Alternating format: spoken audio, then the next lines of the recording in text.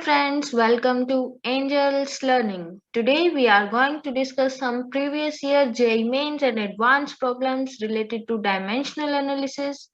In the next part of this video, NEET problems will be discussed. So let's get started. This question was asked in JEE Advanced 2020.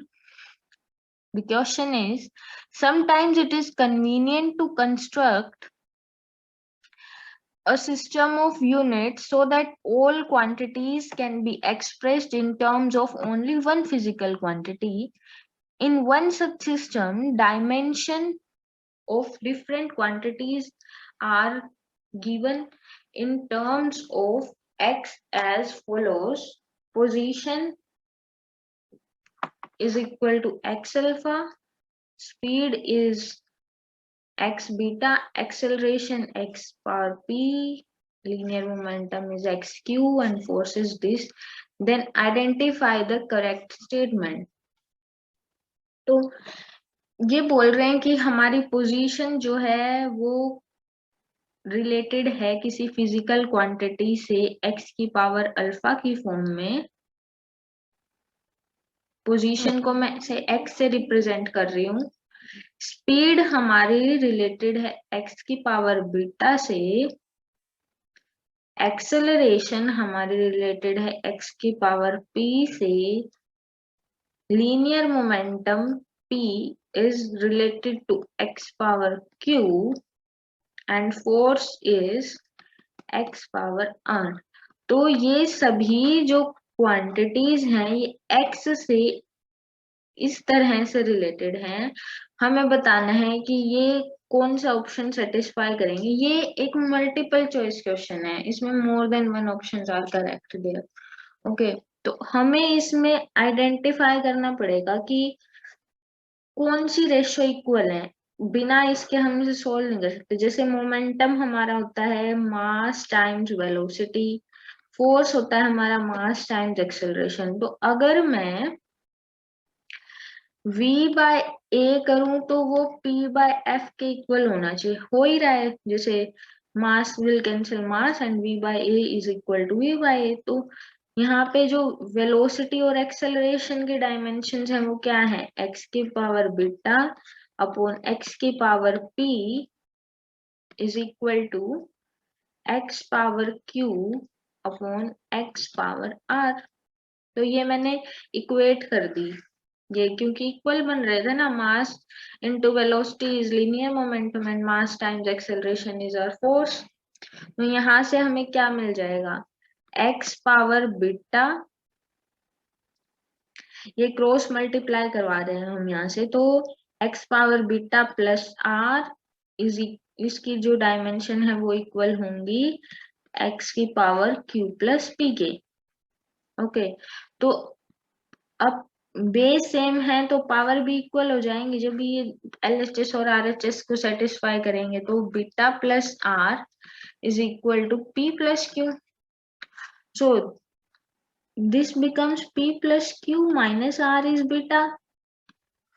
Is there any option looking like this? Yes, option B is the answer, but there can be more than one answer. Okay, तो let us look at option A. क्या ऐसा कुछ बन रहा है हमारे पास? देखिए, ये हो सकता है ऑप्शन ए भी करेक्ट हो. कैसे? जैसे हमें पता है हमारे पास एक इक्वेशन ऑफ मोशन है यूनिफॉर्मली एक्सेलरेटेड मोशन के लिए, that is v square minus q square is equal to 2as. ये इक्वेशन हमें पता है. ये फाइनल वेलोसिटी होती है, initial velocity, acceleration and this displacement. ठीक है.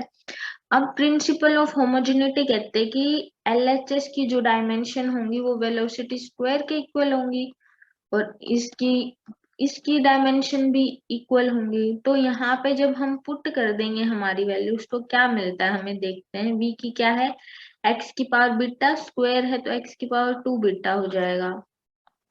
2 तो डायमेंशनलेस है, एक कांस्टेंट है तो डायमेंशनलेस है, नंबर है. एक्सेलरेशन की क्या गिवन है, x की पावर p.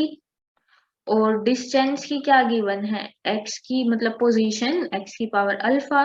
तो p plus alpha is 2 beta. So option A and B are correct. Okay, so this is our answer for this question. Now come to the next question.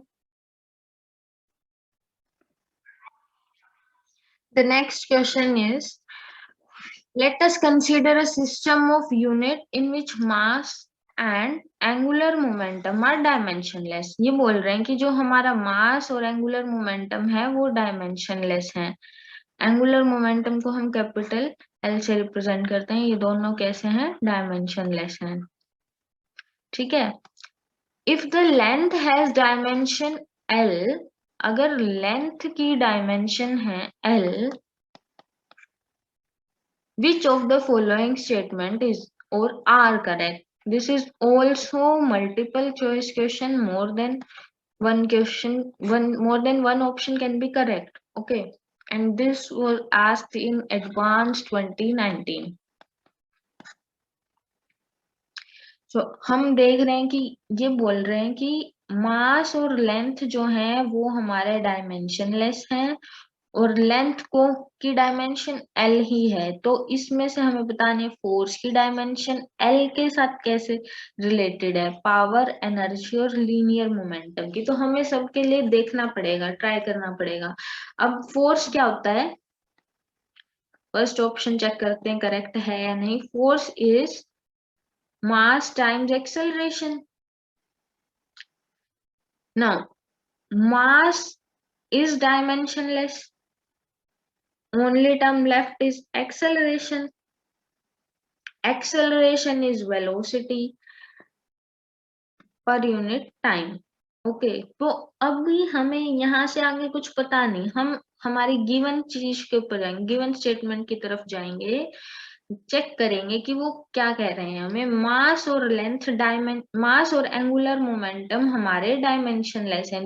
ये भी मास भी dimensionless है और angular momentum भी dimensionless है. तो दोनों के डायमेंशन इक्वल हो जाएंगे. मतलब हम दोनों के डायमेंशन को इक्वेट कर सकते हैं. मास का डायमेंशन होता है m1, l0 and t0. Angular momentum का डायमेंशन क्या होगा? हमने एंगुलर क्वांटिटीज की थी जब हमने देखा था एंगुलर मोमेंटम का डायमेंशन होता है m1 l2 t-1. ओके, तो यहाँ से जब हम इक्वेट करेंगे तब हमें पता चलेगा कि l2 t-1 is dimensionless quantity. सो हम इसे लिख सकते हैं that it is equal to 1. यहाँ से हमारे पास आया कि हमारा एल स्क्वायर जो है वो टी के इक्वल है. हम अब इस रिलेशन को यूज करेंगे अपने ऑप्शन को चेक करने के लिए. तो यहाँ पे वेलोसिटी के डायमेंशन क्या होते हैं? L1 t-1 एंड टाइम के t, तो L1 t-2. अब हमें L में आंसर चाहिए. देखो L में, तो हम T को L में कन्वर्ट करेंगे. T L2 के बराबर है, तो t-2 किसके इक्वल होगी? -4 के equal. Sorry, L1 L-4. So it will be equal to L power -3. So dimension of force is L power -3. This option is correct. Now, second option. Second option for power. Power is rate of work done, that is work done per unit time. And dimension of work done is force into displacement. Na? Power is work done per unit time. Work done is force into displacement per unit time. We have just checked that force has dimension of L-3 and displacement is nothing but a length and it is time, and time is L square. So it becomes L power -4. But option में given है L की power -5, तो option B is incorrect. Okay. Now check for energy. Energy क्या होता है? Work done होता है. Work done क्या होता है? Force into displacement. हमने फोर्स के डायमेंशन चेक किए थे फोर्स के डायमेंशन क्या थे, L की पावर -3 और displacement is also a length, so it becomes L power -2. So option C is also correct. Now for linear momentum is mass times velocity. Mass is dimensionless, तो momentum के dimension velocity के equal होंगे। Velocity के क्या होते हैं, L1t-1, T L के साथ एल स्क्वायर के फॉर्म में रिलेटेड है, तो ये क्या हो जाएगा, L power -2 and it is L-1. So dimension of linear momentum is L-1. Option D is also correct. So answer to this question is option A, C and D. JEE advance में इस chapter से probably multiple choice question ही आते हैं जिसमें एक से ज्यादा option correct होते हैं। Okay, now moving forward to the next question which is a quantity f is given by f is equal to under root h c power 5 and g, where c is the speed of light, g is universal gravitational constant and h is Planck's constant. अब हमें एक बात याद रखने की, हर constant dimensionless नहीं होता, हर constant dimensionless हो ये जरूरी नहीं होता। It is not necessary that every constant is dimensionless. Okay, जैसे स्पीड ऑफ लाइट भी एक कांस्टेंट है पर वो डायमेंशनलेस नहीं है, उसके डायमेंशन स्पीड के होते हैं। इसी तरह ग्रेविटेशनल कांस्टेंट भी डायमेंशनलेस नहीं है और प्लैंक्स कांस्टेंट भी डायमेंशनलेस नहीं है। हम इस क्वेश्चन को सॉल्व करने से पहले एक बार इनके डायमेंशन कैसे फाइंड आउट करना है ये देख लेते हैं, ठीक है। तो पहले स्पीड ऑफ लाइट के तो मैंने बताया स्पीड के ही डायमेंशन होंगे। स्पीड के डायमेंशन क्या होते हैं, m0 L1t-1। ग्रेविटेशनल कांस्टेंट ये हम ग्रेविटेशन चैप्टर में डिस्कस करेंगे कि क्या होता है, कैसे निकलता है, पर अभी के लिए हमारे पास इसका फॉर्मूला ही सफिशिएंट है। Gravitational force is equal to G times m1 m2 per unit distance square. ये ग्रेविटेशनल फोर्स है, मतलब कि कोई भी दो ऑब्जेक्ट हैं जिनका मास m1 है m2 है, जो r डिस्टेंस पे रखे हुए हैं, उनके बीच में जो ग्रेविटेशनल फोर्स होगा वो इसके इक्वल होगा। और जो g है वो यहाँ पे कांस्टेंट ऑफ प्रोपोर्शनैलिटी आता है और उसके डायमेंशन हमें फाइंड आउट करने हैं अभी। तो हम यहाँ से g की वैल्यू निकाल सकते हैं f times r square on m1 m2। m1 and m2 are masses and r is the distance, f is the force। Force के डायमेंशन हमें पता है m1 L1t-2 होते हैं। r डिस्टेंस है तो l स्क्वायर हो जाएंगे इसके डायमेंशन और m1 m2 के डायमेंशन m स्क्वायर हो जाएंगे। तो इसे सॉल्व करेंगे तो हमें पता चलेगा कि हमारे ग्रेविटेशनल कांस्टेंट के डायमेंशन है m-1 L3 and t-2। तो हम इनको जो ये डायमेंशन है इनको एक बार यहाँ लिख लेते हैं। C के डायमेंशन है m0 L1t-1, ग्रेविटेशनल कांस्टेंट के m-1 L3t-2। अब हमें प्लैंक्स कांस्टेंट के डायमेंशन भी फाइंड आउट करना है। देखो कि अभी हमने कुछ भी पढ़ा नहीं है हमारी +1 +2 का, हमें पैनिक नहीं करना कि हमें तो कुछ आता नहीं है। ये हम सब चीजें आगे हमारे पूरे कोर्स में यही सब चीजें डिस्कस करेंगे। तो अभी के लिए सिर्फ हमें इनका फॉर्मूला पता होना चाहिए। h new is the energy जिससे हमें प्लैंक्स कांस्टेंट के डायमेंशनल फॉर्मूला का पता चलेगा। किसी भी पार्टिकल की एनर्जी जो फ्रीक्वेंसी न्यू से वाइब्रेट कर रहा है उसकी एनर्जी h न्यू होती है। ये हम क्लास 12 में मॉडर्न फिजिक्स के अंदर डिस्कस करेंगे। अभी के लिए हमारे पास ये फॉर्मूला ही सफिशिएंट है। एनर्जी के डायमेंशन हमें पता है, फ्रीक्वेंसी के डायमेंशन हमें पता है, तो प्लैंक्स कांस्टेंट के डायमेंशन हो जाएंगे E बाय न्यू। E के डायमेंशन क्या होते हैं? E के डायमेंशन एनर्जी के m1l2t-2 और फ्रीक्वेंसी है पर यूनिट टाइम, तो टाइम इनवर्स हो जाएगा इसका डायमेंशन। तो प्लैंक्स कांस्टेंट के डायमेंशन फॉर्मूला हो जाएगा m1l2t-3, सॉरी t-1। ओके, तो ये हमें अब तीनों क्वांटिटीज के डायमेंशनल फॉर्मूला पता चल गए। अब हम क्वेश्चन की तरफ प्रोसीड करते हैं। हमारा क्वेश्चन बोल रहा है कि अगर कोई भी क्वांटिटी f है, वो speed of light, Planck's constant और ग्रेविटेशनल कांस्टेंट के साथ इस तरह से रिलेटेड है, तो f के डायमेंशन किसके डायमेंशन के इक्वल होंगे। ओके, तो हम यहाँ पे वैल्यूज पुट कर देते हैं।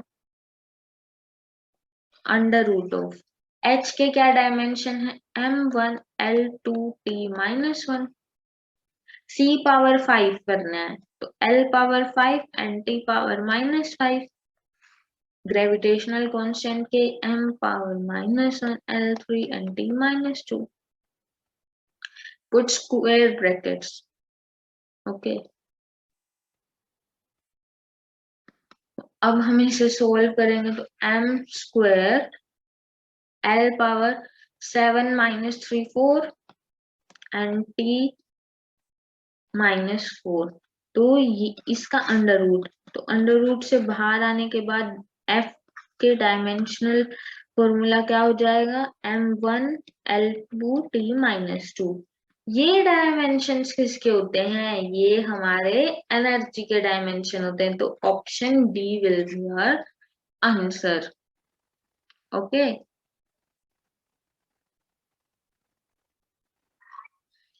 now the next question is, this question was asked in April 2019 mains. Okay, the question is, if surface tension S, moment of inertia I, and Planck's constant were to be taken as fundamental units, the dimensional formula for linear momentum would be। देखिए, हमें linear momentum वैसे तो पता है मास times velocity होता है, पर question हमसे पूछा गया है कि इसके डायमेंशन आपको एस, आई और एच के टर्म्स में निकालने। इनको फंडामेंटल क्वांटिटीज कंसीडर करके हमें लीनियर मोमेंटम के डायमेंशन फॉर्मूला निकालना है। ठीक है, अब सरफेस टेंशन का डायमेंशनल फॉर्मूला कैसे निकालेंगे हम? सरफेस टेंशन होती है force per unit length. Force हमें पता है m1l1t-2 and length is, so dimensional formula for surface tension would be m1l0 and t-2। okay, moment of inertia I होता है mr²। इसके डायमेंशनल फॉर्मूला होगा m1l2t⁻0। प्लैंक्स कांस्टेंट का हमने अभी पिछले क्वेश्चन में देखा था m1l2t-1। ठीक है, अब हमें इससे लीनियर मोमेंटम के डायमेंशनल फॉर्मूला फाइंड आउट करना है, इनकी टर्म्स में क्या होगा। तो वो हम मान लेते हैं कि जो लीनियर मोमेंटम है वो s की x पावर पर डिपेंड कर रहा है, I की y पावर पर डिपेंड कर रहा है और h की z पावर पे डिपेंड कर रहा है। ये कौन, यहाँ पे साइन ऑफ प्रोपोर्शनैलिटी के प्लेस पे नेक्स्ट स्टेप में हम कोई कांस्टेंट ऑफ प्रोपोर्शनैलिटी लगा देंगे और उसे 1 एज्यूम कर लेते हैं for the time being. Okay, so dimension of linear momentum would be Sx I Y and H Z. यहाँ पे अब हम P के डायमेंशन हमें पता है, मास टाइम्स वेलोसिटी होता है, that is m1 L1 T-1। ठीक है, अब जब हम यहाँ पे इसे मास लेंथ और टाइम की टर्म्स में लिखेंगे तो कैसे लिखेंगे, यहाँ पुट कर दीजिए वैल्यूज इनकी। s की पावर क्या हो जाएगी, s में मास 1x time -2x into I के लिए रखेंगे my L2y और फिर h के लिए रखेंगे mz L2z एंड t-z। अब m l और t को कंबाइन करके लिख लेते हैं, तो m की पावर हो जाएगी x plus y plus z, length की पावर हो जाएगी 2y प्लस 2z और टाइम की पावर हो जाएगी -2x -z। यहाँ पे हम प्रिंसिपल ऑफ होमोजेनिटी का यूज करते हैं और पावर्स इक्वेट कर देते हैं। ठीक है, x plus y plus z is 1, 2y plus 2z is 1 and -2x -z is -1. After solving these three equations, we get कि जो मोमेंटम है वो s की मतलब सरफेस टेंशन की हाफ पावर पे डिपेंड करता है, प्लैंक कांस्टेंट पे डिपेंड ही नहीं करता है और मोमेंट ऑफ इनर्शिया की भी हाफ पावर पे डिपेंड करता है। तो यहाँ से हमें पता चला हमारा आंसर क्या है, option B. Option B is our answer. Okay, I hope you are understanding me. This question was asked in April means 2019. Question is, if formula in the formula x and z have dimension of capacitance and magnetic field respectively, what are the dimension of y in SI units? Okay, तो हमें बोल रहे हैं कि x के dimension capacitance के हैं और z के डायमेंशन मैग्नेटिक फील्ड के हैं। ठीक है, हमें डायमेंशन निकालने हैं y के। हम y के डायमेंशन तभी निकाल सकते हैं जब हमें x और z के डायमेंशन पता हो। तो कैपेसिटेंस के डायमेंशन कैसे निकालेंगे, हमें एक रिलेशन पता है, charge is capacitance time voltage. Voltage is work done to remove a unit positive charge from one place to another. Voltage क्या होगी, work done per unit charge.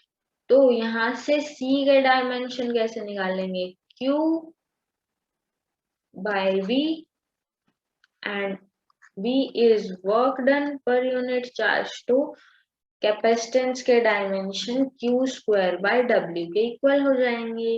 हम तो यहाँ से जब इनकी वैल्यूज पुट करें, Q को AT पुट करना है। A क्या होता है, एम्पियर। एम्पियर किसकी यूनिट है, करंट की। करंट क्या होता है, चार्ज पर यूनिट टाइम। यहाँ से Q आ जाता है IT। तो Q के डायमेंशन AT के, क्योंकि हमारी फंडामेंटल क्वांटिटी एम्पियर होती है इसलिए हमें चार्ज को AT की फॉर्म में रिप्रेजेंट करना पड़ता है। तो इसे यहाँ से सॉल्व करेंगे तब हमारे पास कैपेसिटेंस के डायमेंशन आ जाएंगे। क्या डायमेंशन आएंगे कैपेसिटेंस के, m1 L-2 T4 and A²। Okay, ये हमारे कैपेसिटेंस के डायमेंशन आ गए। अब हमें मैग्नेटिक फील्ड के डायमेंशन निकालते हैं। ग्रेविटेशनल कांस्टेंट निकालने के लिए हमने ग्रेविटेशनल फोर्स का यूज किया था, मैग्नेटिक फील्ड निकालने के लिए हम मैग्नेटिक फोर्स का यूज करेंगे। मैग्नेटिक फोर्स को हम लिखते हैं QVB साइन थीटा, जहाँ पे F हमारा मैग्नेटिक फोर्स है, Q चार्ज है, V वेलोसिटी है। साइन थीटा डायमेंशन लेस होता है, इसलिए हमारे B के डायमेंशन आ जाएंगे F/QV। जब हम इससे हमारे डायमेंशंस फाइंड आउट करेंगे तो मैग्नेटिक फील्ड के डायमेंशंस आ जाएंगे M1 L0 T-2 and A-1। Okay, ये इसका डायमेंशनल फॉर्मूला बन जाएगा मैग्नेटिक फील्ड का। अब हमें डायमेंशनल फॉर्मूला चाहिए ZY का। इक्वेशन हमें गिवन है x इज 5yz²। यहाँ से y के डायमेंशन क्या हो जाएंगे x/5z²। 5 is a number and it is dimensionless, तो डायमेंशन y के क्या हो जाएंगे x/z²। x के डायमेंशन हमें पता है, z² के डायमेंशन हमें पता है। जब यहाँ पे दोनों की वैल्यू सब्स्टिट्यूट कर देंगे तो हमारे पास y के डायमेंशन आ जाएंगे -3 L-2 T8 and A4। Okay, option B will be your answer.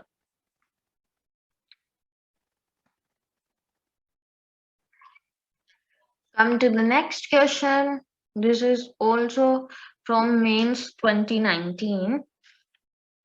The question is expression for time in terms of gravitational constant, Planck's constant and speed of light is. हमने ये पीछे वाले question में देखा था कि gravitational constant, Planck's constant और speed of light के डायमेंशंस क्या होंगे, उन्हीं का यहाँ पे यूज करके हमें टाइम के डायमेंशन फाइंड आउट करना है कि वो किसके इक्वल होंगे। लेट अस से कि टाइम स्पीड की x पावर पे डिपेंड कर रहा है, प्लैंक कांस्टेंट की y पावर पे और ग्रेविटेशनल कांस्टेंट की z पावर पे।